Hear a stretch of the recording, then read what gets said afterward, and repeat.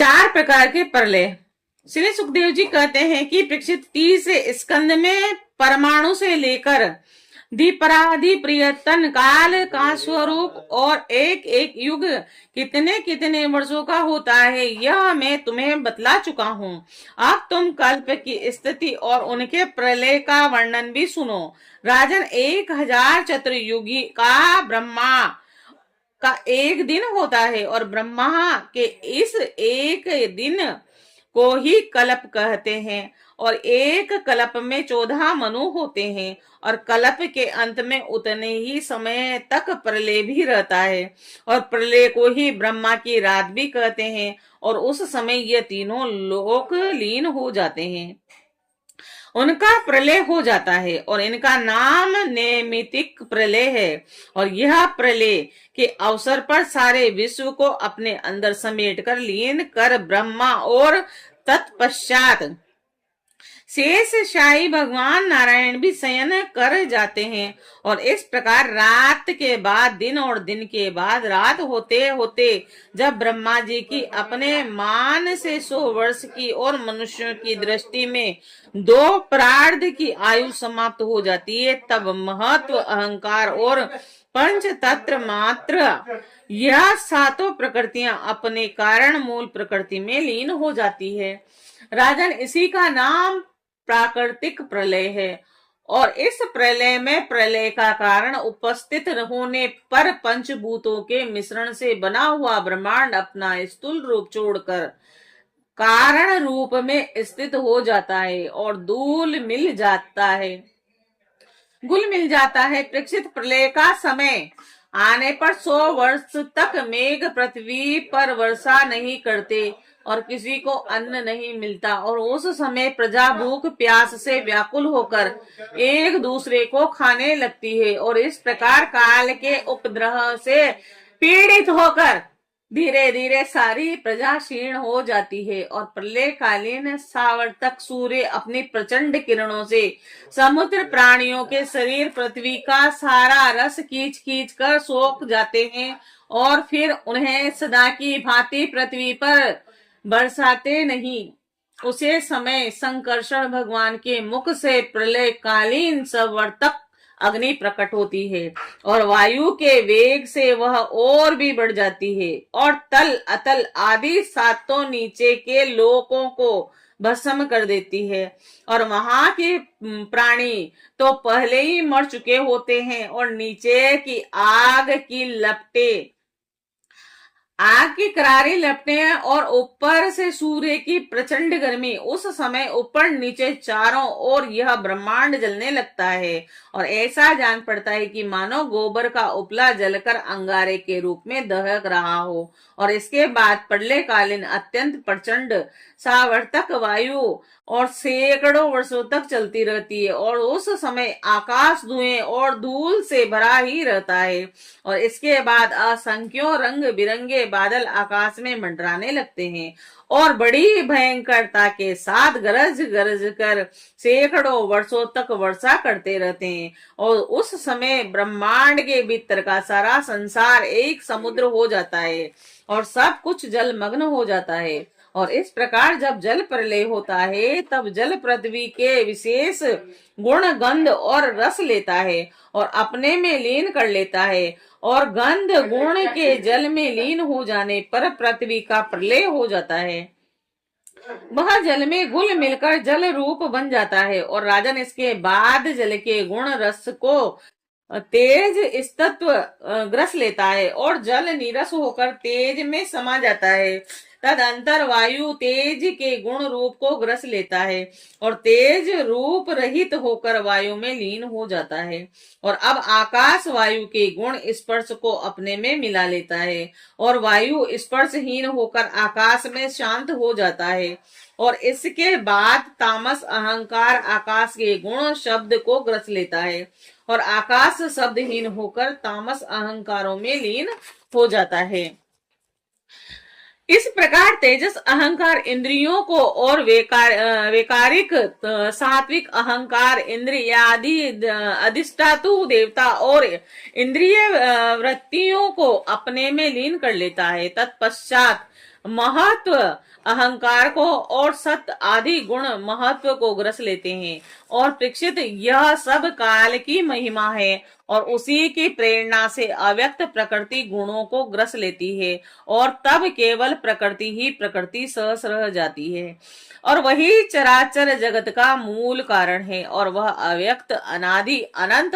नृत्य और अविनाशी है। और जब वह अपने कार्यों को लीन करके प्रलय के समय साम्य अवस्था को प्राप्त हो जाती है, तब काल के अवयव वर्ष मास दिन रात क्षण आदि के कारण उनमें परिणाम क्षय वृद्धि आदि किसी प्रकार के विकार नहीं होते।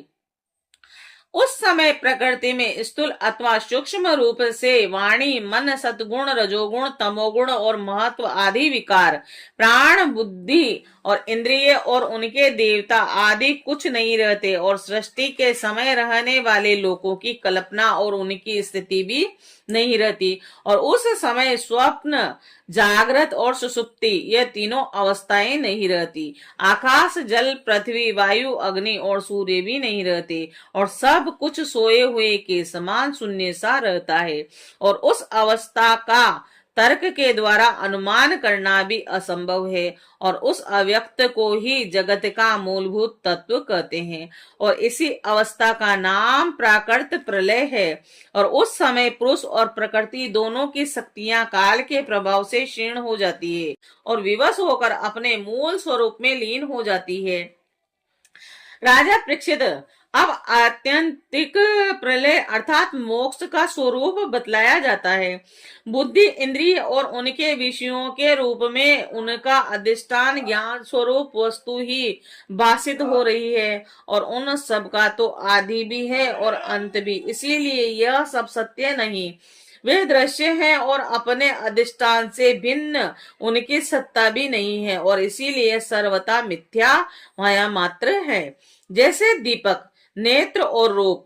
ये तीनों तेजस से भिन्न नहीं है, वैसे ही बुद्धि इंद्रिय और उनके विषय तन्मात्राएं भी अपने अधिष्ठान स्वरूप ब्रह्मा से भिन्न नहीं है, यद्यपि वह इनसे सर्वथा भिन्न है। जैसे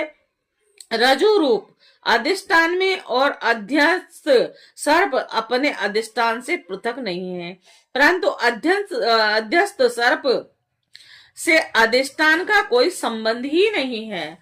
परीक्षित, जागृत स्वप्न और सुसुप्ति ये तीनों अवस्थाएं बुद्धि की ही है, अतः इनके कारण अंत आत्मा में जो विश्व तेजस और ज्ञान रूप नाना तत्व की प्रीति होती है वह केवल माया मात्र है और बुद्धिगत नाना तत्व का एकमात्र सत्य आत्मा से कोई संबंध नहीं है। यह विश्व उत्पत्ति और प्रलय से ग्रसित है, इसीलिए अनेक अवयवों का समूह अवयवी है और अतः यह कभी ब्रह्मा में होता है और कभी नहीं होता। ठीक वैसे ही जैसे आकाश में मेघमाला कभी होती है और कभी नहीं होती। और परीक्षित, जगत के व्यवहार में जितने भी अवयवी पदार्थ होते हैं उनके न होने पर भी उनके भिन्न भिन्न अवयव सत्य माने जाते हैं, क्योंकि वे उनके कारण हैं। और जैसे वस्त्र रूप अवयवी के न होने पर भी उनके कारण रूप सूत का अस्तित्व माना ही जाता है, और इस प्रकार कार्य रूप जगत के अभाव में भी इस जगत के कारण रूप अवयव की स्थिति हो सकती है, परंतु ब्रह्मा में यह कार्य कारण भाव भी वास्तविक नहीं है। क्योंकि देखो, कारण तो सामान्य वस्तु है और कार्य विशेष वस्तु, और इस प्रकार जो भेद दिखाई देता है वह केवल भ्रम ही है। और इसका हेतु यह है कि सामान्य और विशेष भाव अपेक्षित है और अन्यायश्रित है। विशेष के बिना सामान्य और सामान्य के बिना विशेष की स्थिति नहीं हो सकती। कार्य और कारण भाव का आदि और अंत दोनों ही मिलते हैं और इसीलिए भी यह स्वप्रविक भेद भाव के समान सर्वथा अवस्तु है और इनमें संदेह नहीं कि यह परपंच रूप विकार स्वप्रविक विकार के समान ही प्रतीत हो रहा है, तो भी यह अपने अधिष्ठान ब्रह्म स्वरूप आत्मा से भिन्न नहीं है। कोई चाहे तो आत्मा से भिन्न रूप में अणु मात्र अणु मात्र भी इसका निरूपण नहीं कर सकता। यदि आत्मा से पृथक इसकी सत्ता मानी भी जाए तो यह भी चिदुप आत्मा के समान स्वयं प्रकाश होगा,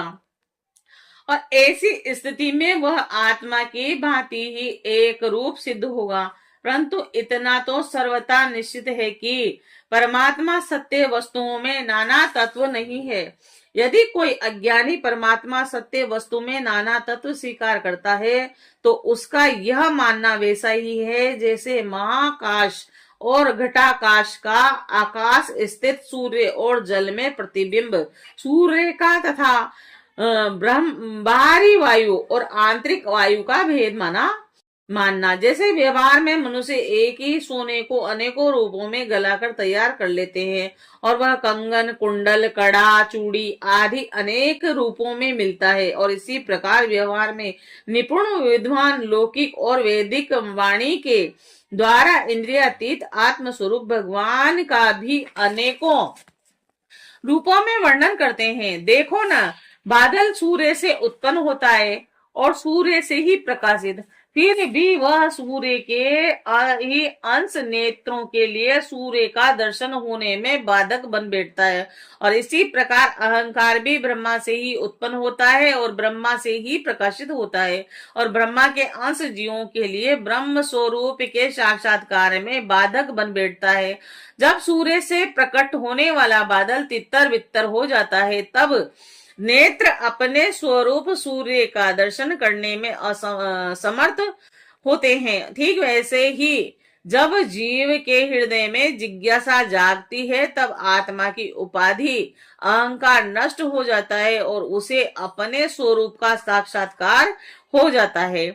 प्रिय परीक्षित, जब जीव विवेक के खड्ग से मायामय अहंकार का बंधन काट देता है तब वह अपने एक रस आत्म स्वरूप के साक्षात्कार में स्थित हो जाता है, और आत्मा की यह माया मुक्त वास्तविक स्थिति ही आत्यंतिक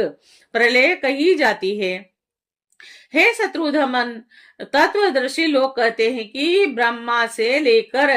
तिनके तक जितने प्राणी या पदार्थ हैं सभी हर समय पैदा होते हैं और मरते हैं, अर्थात नित्य स्वरूप से उत्पत्ति और प्रलय होता रहता है, और संसार में परिणामी पदार्थ नदी प्रवाह दीप शिखा क्षण क्षण बदलते रहते हैं, और उनकी बदलती हुई अवस्थाओं को देखकर यह निश्चय होता है कि देह आदि भी काल रूप सोते के वेग में बहते बदलते जा रहे हैं, और इसीलिए क्षण क्षण में इनकी उत्पत्ति और प्रलय हो रहा है। जैसे आकाश में तारे हर समय चलते ही रहते हैं परंतु उनकी गति स्पष्ट रूप से नहीं दिखाई पड़ती, वैसे ही भगवान के स्वरूप भूत अनादि अनंत काल के कारण प्राणियों की प्रतिक्षण होने वाली उत्पत्ति और प्रलय का भी पता नहीं चला। प्रेक्षित, मैंने तुमसे 4 प्रकार के प्रलय का वर्णन किया और उनके नाम है नित्य प्रलय, नैमित्तिक प्रलय और प्राकृतिक प्रलय और आत्यंतिक प्रलय, और वास्तव में काल की सूक्ष्म गति ऐसी ही होती है।